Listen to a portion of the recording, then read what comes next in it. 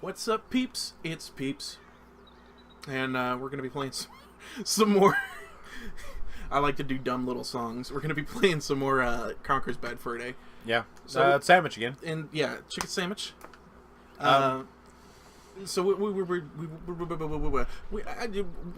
just talking.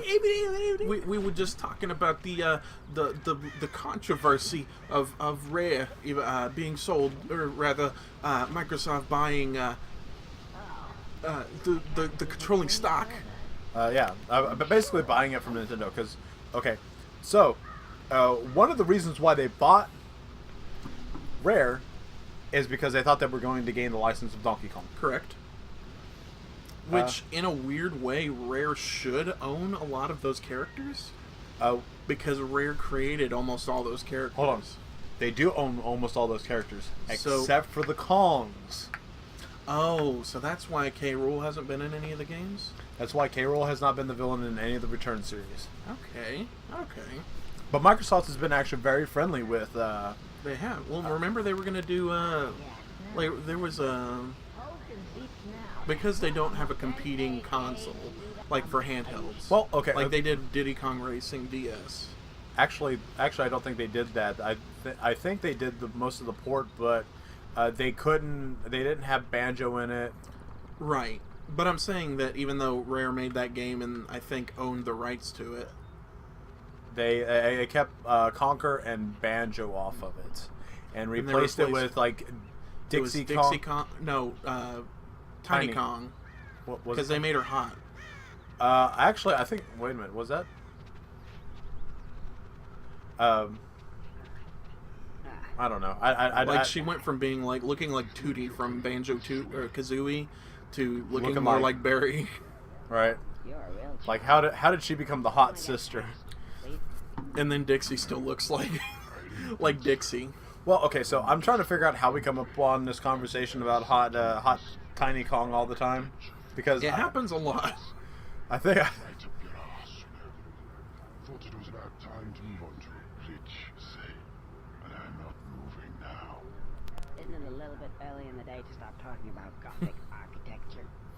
Well, if you care to come a bit closer, we can discuss things at another minute. Oh, that sounded dirty. This was one of the biggest disappointments for me of the Live and Reloaded game.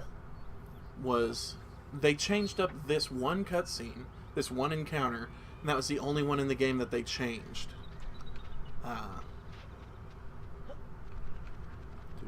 No, you have to go back down to that barn door that opened. Oh yeah. But basically, like, Conker turns to the camera and he was like, "So it's not exactly the same game you remember, you know?" And I was like, "Oh, cool. So it's kind of like a remixed version of the game." And then no, everything else is exactly the same. It's like they touched up that one scene and completely forgot about doing the rest of it. Basically. Oh, there's a key. I love that Rare's thing that they're best known for is putting eyes on everything. Hang on. Something missing here. Are you sure you've got... Yeah. Got you a frying pan. Bong. El kabong. El kabong. I feel like his hitbox is bad. Maybe. Oh, so Rare controversy. Yeah. The statement you made at the end of the last video was not a good game since Cameo. That was for comedy's sake. It was for comedy. You know that I've actually enjoyed all of their games except for Perfect Dark Zero. I don't like that game. I was gonna say though, because Cameo was a launch title for the Xbox 360, that we did get Viva Pinata. I loved Viva Pinata, dude. Remember how many hours I sunk in that? Because that room was to entirely learn how to hit with a frying pan, right? Yep. Okay. That's it. Okay. This game does do some things weird. I went up there just to learn that by him having an internal monologue. Mm-hmm. So I'm gonna hit this guy in the face with a frying pan. I love this cutscene though. A frying pan. So you know what you could always do? What? You could always use your trusty frying pan as a drying pan. I was like, wait, what? Pierce? I know what you want Yeah. now. And then, oh god. Now you have to hop up on there. Oh yeah. And then you don't have to crouch jump for that one. Context sensitive. Bing! With Plunger dynamite. with dynamite. Steve, what does TNT stand for?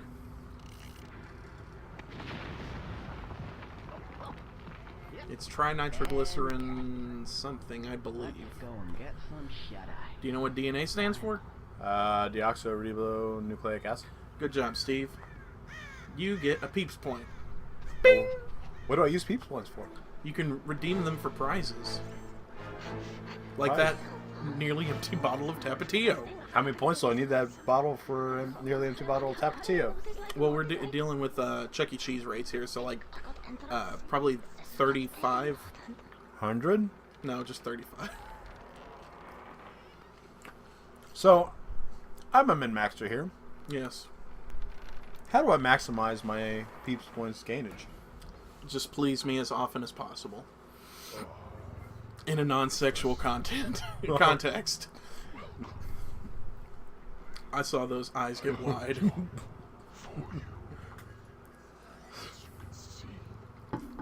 The table.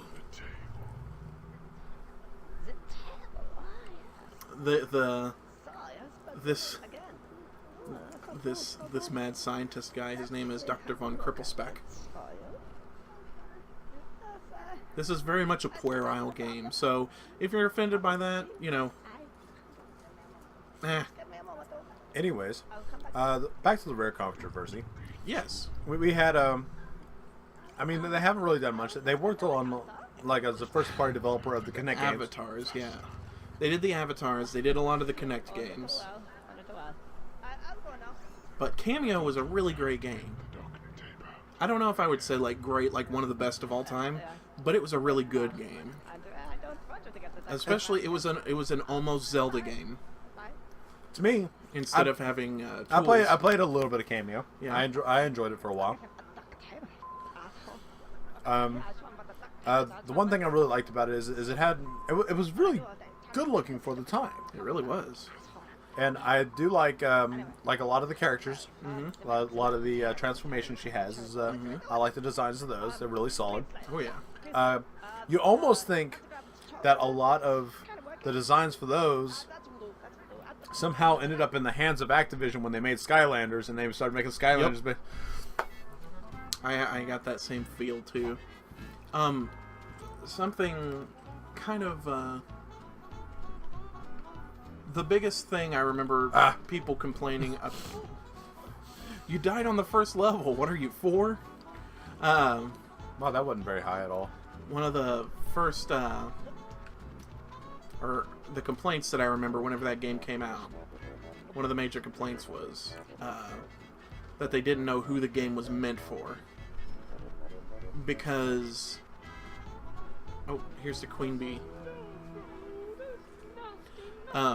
Because it, like, for most of the transformations, they looked pretty kid-friendly, right? Mm-hmm. But then you had stuff like one of the... Like the big ice beast, he had icicles sticking out of his back. You could pick up orcs and slam them, impale them on your back spikes, and then pull them off later to use as projectiles. I believe there was actually blood splatter. There was too. a lot of blood splatter. And, like, I get that complaint, but at the same time, for me, like, I just really enjoyed that game. I had a lot of fun with it. Okay, so now I gotta go get the wasp nest. Oh, Yeah, the bee bee nest. beehive. Wasps have nests, bees have hives. Isn't that weird? No, because wasps are assholes.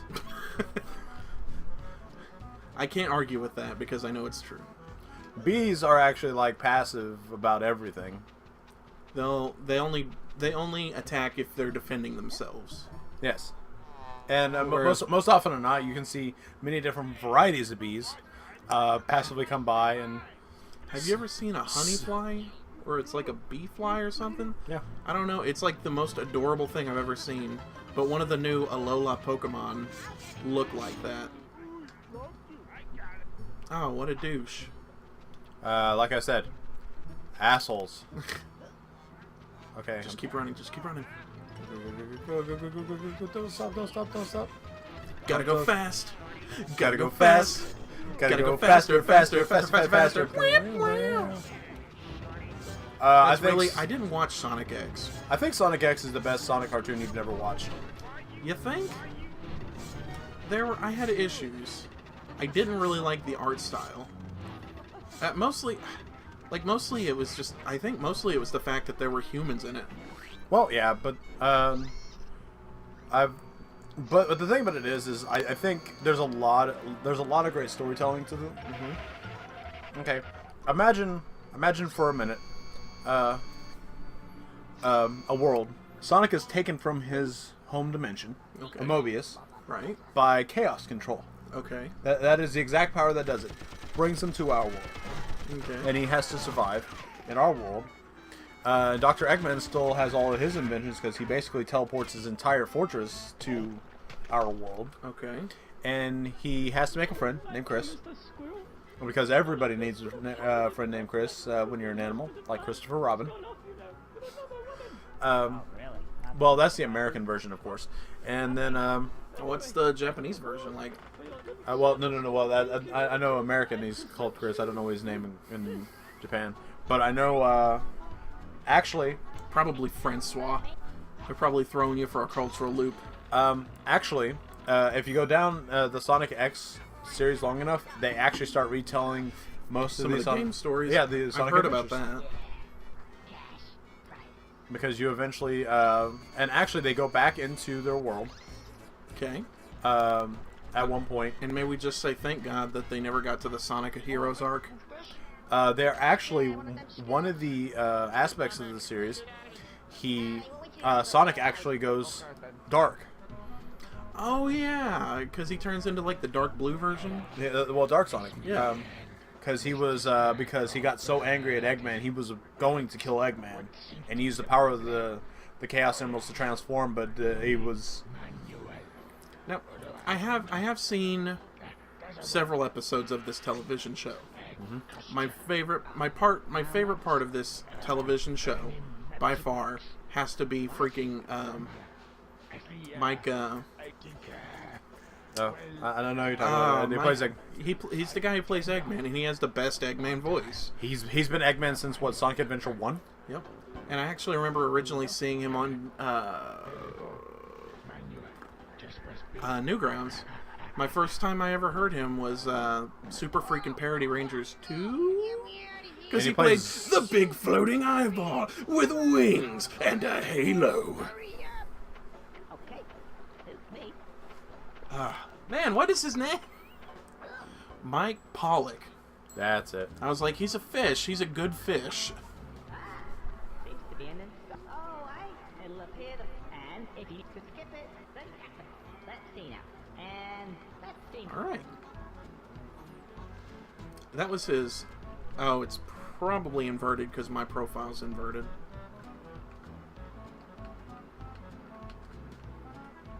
Try, pause it. It didn't let me invert at all. Hold on. Okay, so we're gonna try this. Options. Right bumper. Yep. Try this. Hold on. Exit the game. I almost think it's naturally inverted. You think? Yeah, because I remember having this problem whenever I was playing it on my Xbox. Now I just gotta figure out. Okay, guys. It's left trigger. But this was... My first time playing a Conker game was I played Conker's Pocket Tales on Game Boy Color. And it was the kid-friendly version that was supposed to be in Conker's 12 Tales. A.K.A. Conker 64.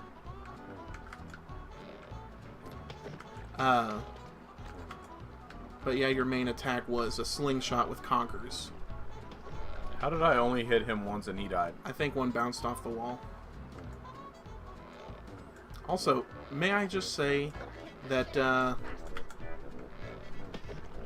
freaking love Team Skull. Okay, for new Pokemon? Yeah, we're talking about Pokemon Sun and Moon. Okay. I think it's pretty clever that people are getting around the fact that it's going to be abbreviated to Pokemon S&M.